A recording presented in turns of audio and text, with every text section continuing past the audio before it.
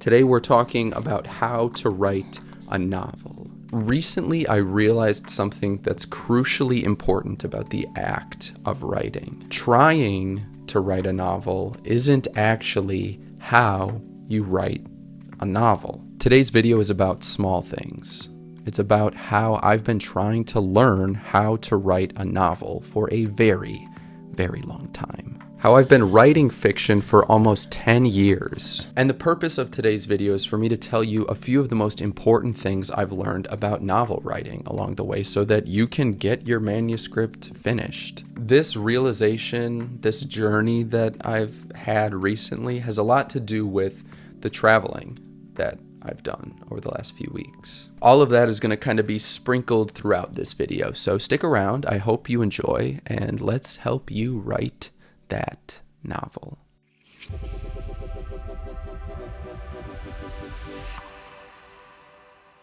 So I've been working on this novel of mine for literally years, and I just haven't been able to get it off the ground for like 1,000 different reasons at the same time. And recently I came to the conclusion that the best way for me to write a novel is to just not set out to write a novel. Does that make sense? In March of 2022, I traveled to Philadelphia for the AWP conference and book fair, and while I was there, I met up with my MFA cohort, and we were in person together for the first time since March of 2020. The program I was in at Johns Hopkins is called the Writing Seminars, and it's a tiny program. There were only 3 other fiction writers in my cohort. And after spending some time with them for a while, I realized that I needed to change my philosophical approach to writing this novel if I'm ever going to get it done. And this highlights the purpose of today's video. I do want to help you finish your novel manuscript, but I also want to help me finish my novel manuscript, and talking about it helps. I realized that I was spending too much time overthinking the big picture stuff. In trying to write a novel, I spent too much time thinking about the novel as this big project, and not enough time thinking about it as a bunch of little projects that are connected with each other. It's hard though. It's hard to write. It's hard to focus on the momentum of sentences and paragraphs and scenes and chapters now that I'm out of the program I was in. My fiction writing is no longer what I get paid to do. It's no longer what I'm studying in school. And this has caused me to change how I write. It's caused me to change the mindset that I approach writing with. Effectively, I have completely abandoned the idea that I am a, quote, pantser. And that's because I had to get realistic about what I wanted from writing. And I had to get realistic about what sort of system was going to help me reach my goals. And I think all of this has to do with learning how to set realistic expectations. And recently my expectations have started to change. I completely threw word counts out of the window. Back in the day, I used to want to write for 2 hours at a time. 2 hours every day. That's what I did for years. Now I was able to do that because in undergrad I studied creative writing, and then in graduate school I was in school to write, which makes it easier to invest that much time on a daily basis. So to go back to what I was saying a moment ago, I threw word counts out the window and I accepted that 2 hours of writing every day isn't realistic with where I'm at right now. And I don't necessarily feel great about that, but I have to kind of be willing to negotiate with myself. So I'm trying.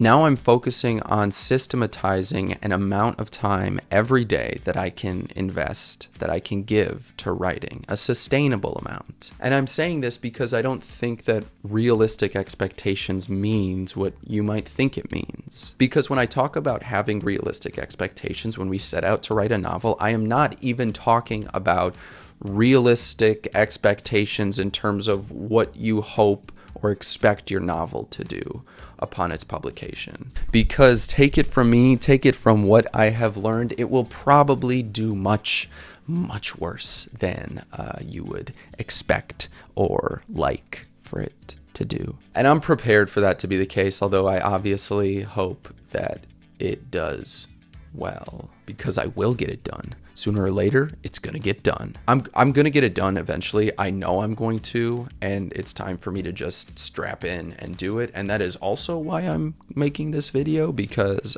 this will be up forever, and I need that accountability. So all of this is the harsh truth of the matter, and it's also not what I want to get too hung up on, because there are more important things to discuss on the subject. In terms of realistic expectations, I'm talking about not even dreaming about publication beyond an endpoint. Because in my experience, if publication is anything other than an endpoint, then odds are the pressure of producing something that's publishable, that will do well upon publication, will prevent you from following through on your novel writing when the going gets tough. And anyone who has ever tried writing a novel probably knows what I'm talking about, because it's hard and it takes a lot of time, and I don't know, that's just the way it goes. It's not easy, it can be very difficult, and if you're not in the right frame of mind when setting out on this great campaign, then you run the risk of not being able to follow through.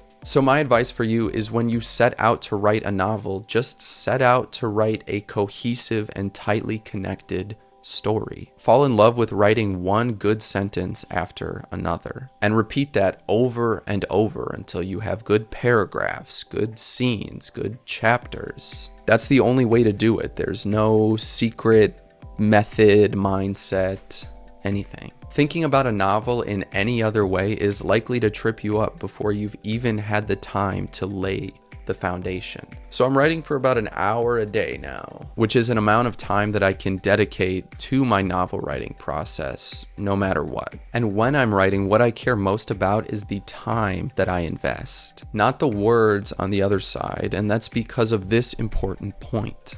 Writing doesn't always look like writing. And a big reason why is because the creative process isn't linear. But allow me to say more, because I think what I have to share can make all the difference in the world. I studied creative writing in college, and the first creative writing professor I ever had told me that not writing, as well as cutting words and scenes, that doing these things were just as important to the novel writing process and the creative writing process more generally as the act of actually putting pen to paper. And to connect this back to the point I made a moment ago, we need to appreciate the growth of a project for what it is. And we need to do that across time. That, above anything else, is the wellspring that we need to draw our motivation from. Your motivation should come from your passion for the growth and the development of your project, first and foremost, because that's what's going to sustain you during the marathon of pain that is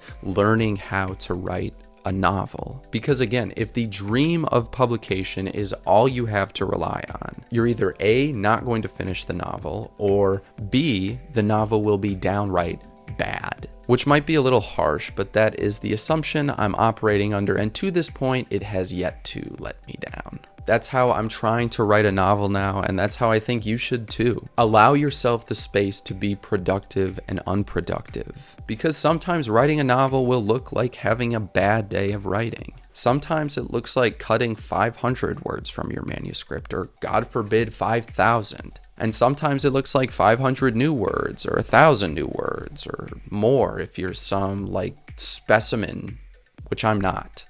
I wish I could write that many words a day. You should try to love your project, your novel draft, as a good parent loves their child. And when I say that, the point is to care not about the end result necessarily, which in the case of how to write a novel is like publishing a best-selling book that will make you a famous celebrity and canonize you. You should care about investing your time intentionally and embracing the little developments and the little advancements and the little steps forward that are made every day. And it is crucially important that you understand that for this reason. Novels don't respond to timelines. I wish writing a novel was as easy as planning time on a calendar, as penciling in, a date and time, but like anything else, life tends to get in the way. That's why it's so important to do what is sustainable. The only problem I've noticed is that sustainability is like this constant juggling act between exhausting spurts of pressure to be productive and then consideration for those around you as well as yourself. It's hard to be sustainably productive because novels don't really respond to timelines. But don't misunderstand what I'm saying, because obviously the way one writes a novel is by writing a little bit of the novel every day. And although that might be a simple idea, it is very, very difficult to put into practice day after day after day. Because timelines tend to change. The old saying is man plans and God laughs. That's why writers and probably most artists need deadlines, why that trope exists. And now I'm interested in what motivates you to write. What keeps you going back to the page? Is it a deadline? Is it love for a project? Do you want to be rich and famous? Whatever it is, let me know. I'm interested in hearing your thoughts. Because for me, everything I've mentioned in today's episode about the act of writing and